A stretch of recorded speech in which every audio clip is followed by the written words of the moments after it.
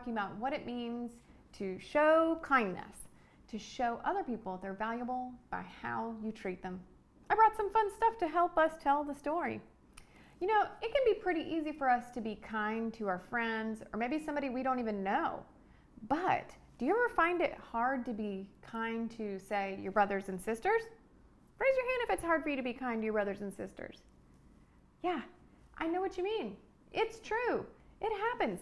We can sometimes forget that the people who live with us are the ones that we need to be kind to. It's easy to get in fights and get on each other's nerves because we're in family together and we live together and we do everything together.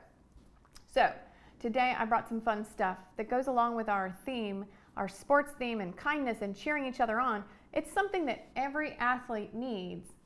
That's right. It's a sports bottle. You need a water bottle to stay hydrated and to be able to cheer on other people. So we're going to use these to tell the story of Ruth, a woman who showed incredible kindness. So a long, long time ago, there was a woman named Naomi. Now Naomi and her husband, meet Naomi's husband. Hello. They had 2 sons. Son number 1, son number 2. Their family traveled from the land of Judah to the land of Moab in order to find food. Now, while they were in Moab, both of the sons, son number 1 and son number 2, got married.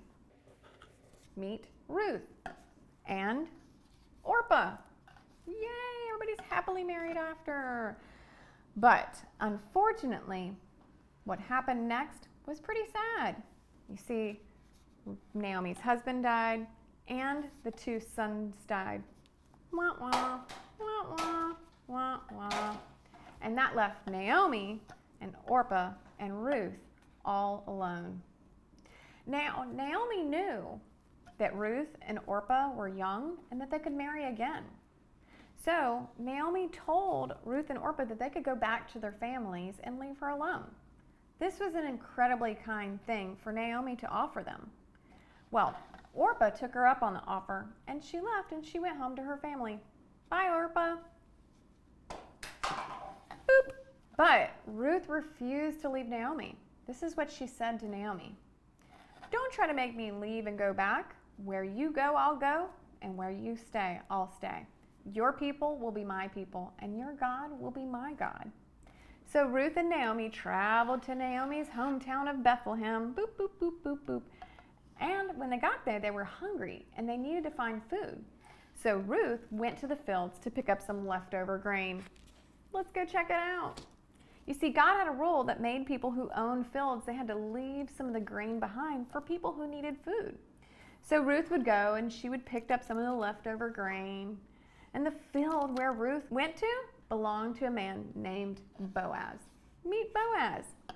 Now Boaz saw Ruth and he asked the man who was in charge who she was. And Boaz could see just how kind that Ruth had been to Naomi. So he told her that she can gather as much grain as she wanted. Woo! Making it rain grain. So Ruth was able to bring a large amount of grain home to Naomi. So Ruth continued to work in Boaz's fields until all the grain was harvested.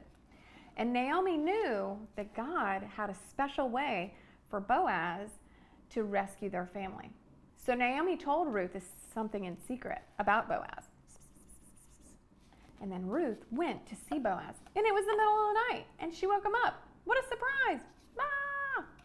Ruth asked Boaz for protection since he was responsible for their family. And because Boaz was connected to their family, he would be able to provide and protect for Naomi and Ruth. Boaz said he would help them, but then there was another family member, meet the relative, that he had to ask for their permission. So Boaz went to see the other relative to ask if he could buy Naomi's land and marry Ruth.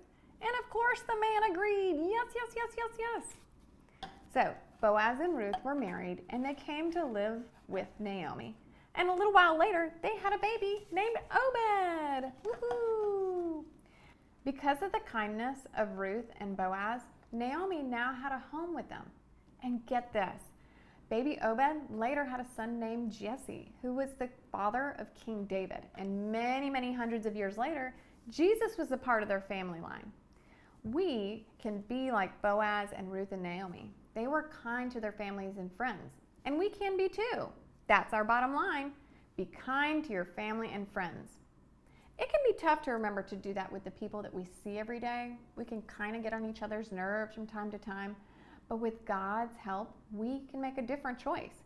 We can treat others the way we want to be treated, and we can show our family just how valuable and important they are by the way that we speak and the way that we act towards them. So go out there and do that, friends. Remember to be kind to your friends and family. See you next week. Bye. Bye.